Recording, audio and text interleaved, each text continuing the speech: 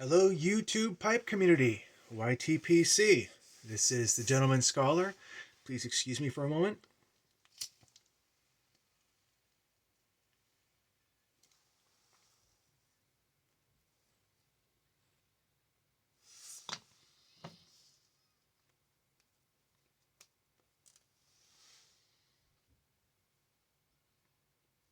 Speak amongst yourselves.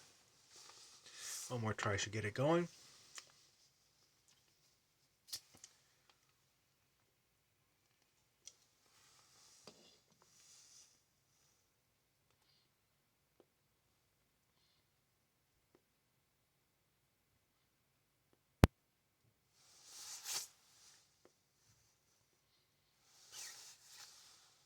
First of all, I'm smoking 50% Sutliff Creme Brulee and 50% Chocolate Mousse, and it's a blend sent to me by Pappy Ferreira, formerly of Brooklyn, now of Florida.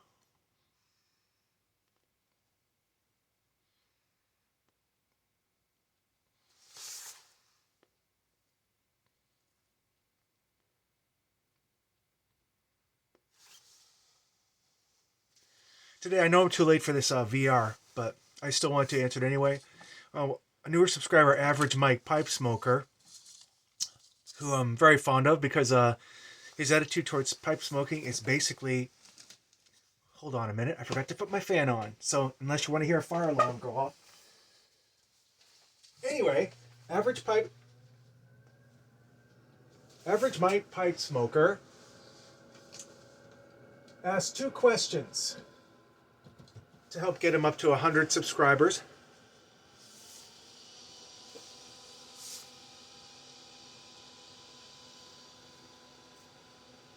Number one, what is your favorite pipe blend? And I don't know if I'm a connoisseur enough to be able to answer that question.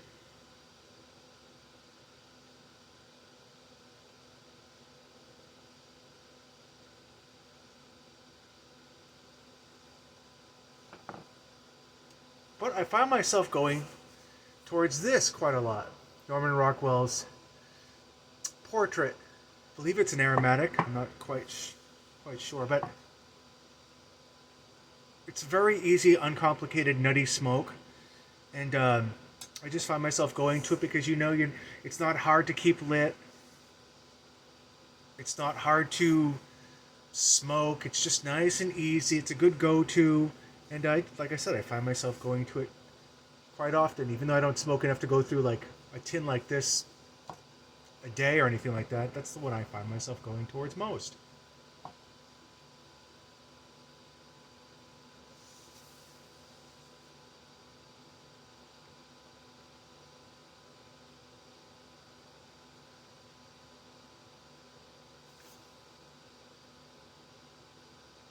It really is good, Pappy. Second question, what was that aha moment that you knew this pipe smoking lark was going to work out for you, that you were going to stick with it, things were clicking into place, and I don't know, mine would have to, mine would have to be when I looked at a video of myself and actually looked like I knew what I was doing. First of all, it didn't look like I was trying. It didn't look like theater so much anymore. Although sometimes I think that's what I'm still doing is theater because I don't naturally gravitate towards the pipe as a matter of course. But that's gradually changing.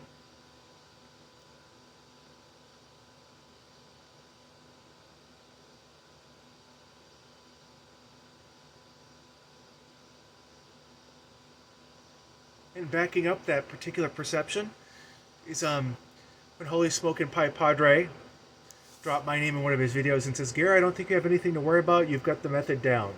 That's all I have to say about that. It's like, well, that's good.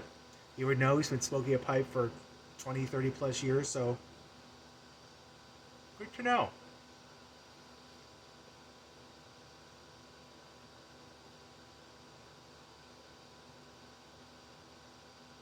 It's very good. Would I consider myself a de facto pipe smoker and not so much an imposter? I don't know yet, but with every bowlful I light up, I feel more and more of like I know what I'm doing. Anyway, a couple words about Average Mike, pipe smoker.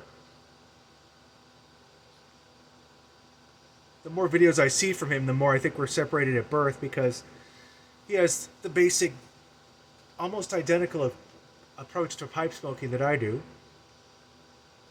He sees it more as a journey rather than a destination, and like a game of golf,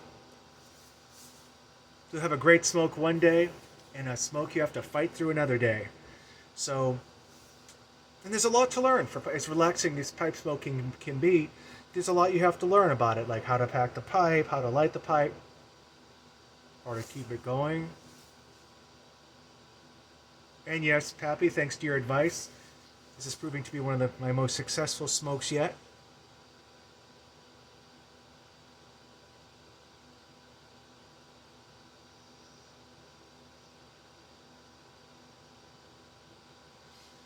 But as far as Mike, but anyway, his attitude, Mike, the average Mike pipe smoker, his attitude is he's trying to get better at it.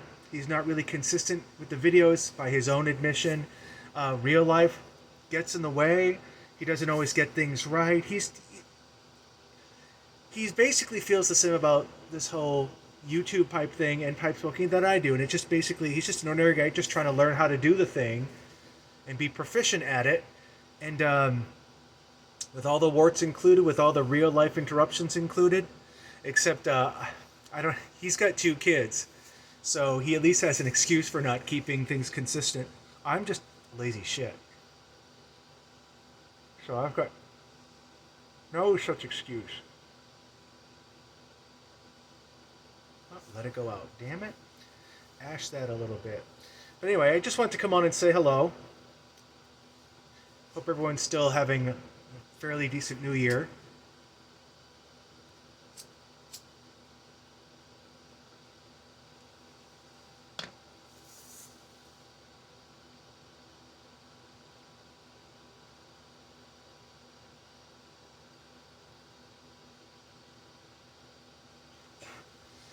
Just got back from a trip 2 days ago. It was a 2-day trip, and it's probably the easiest trip I've ever had in my career as a flight attendant. 4 legs total segments, 4 legs total, 2 days.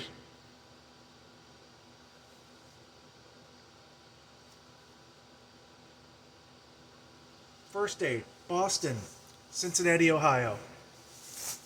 8 people on board, 8 passengers. You didn't have to take a card out.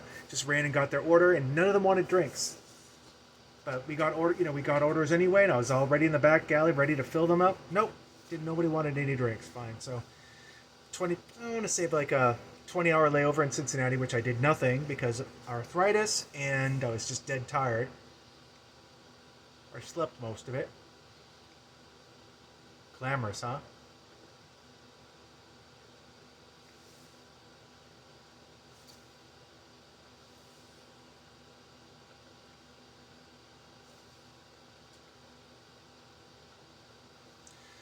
And the second day, you had 3 legs, Cincinnati to Boston, that had like 20 people on it. The most we had was Boston back to Chicago. That had 50 people on it, which we're kind of grateful for, because at least that way we can at least get the card on and act like we actually have a job or something. And coming back, 12 people, and that was it. So I don't know why. As my colleagues are getting all rerouted all over the place, and flights are canceling and everything like that, the good Lord above, or whoever runs the universe, is looking after me and gave me these wonderful flights. I just caught up on my reading. I just took out my Kindle book, and on my phone, I just, once the work was done, I just kept reading. And while we're talking about it, the book I'm reading currently is called The Roach, by an author named Bruno. Can't forget his. Don't remember his first name.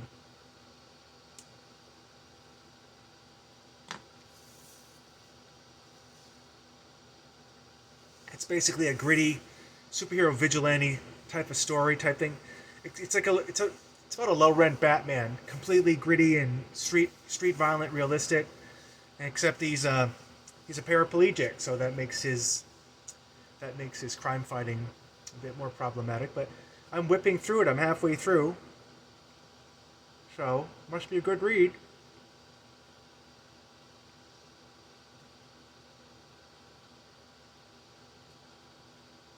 And it's a substantial read. You can tell the guy really did his research. But all right, I just wanted to say hello.